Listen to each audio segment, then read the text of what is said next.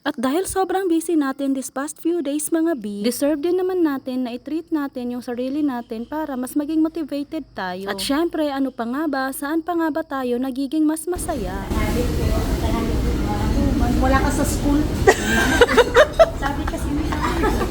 Pagkat talaga. Naligo pa lang daw yun, ma'am. Wala na.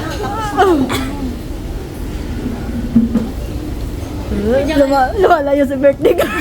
Lumalayo si birthday girl. Wala, dito ka. Ha? Dito ka.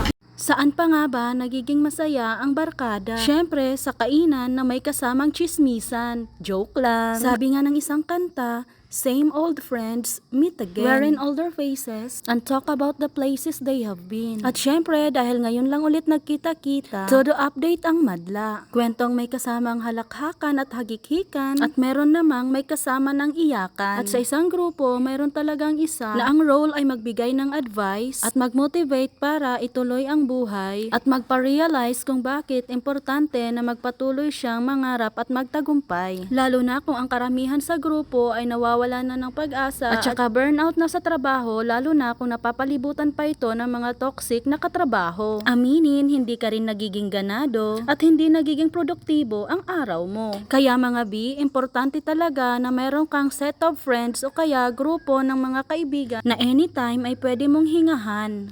Ate Sharon, ano masasabi mo kay Angel at saka kay Tinky? Ito mamaya, no? Message mo para kay Ate Angel at kay Tinky. Sorry, Jel.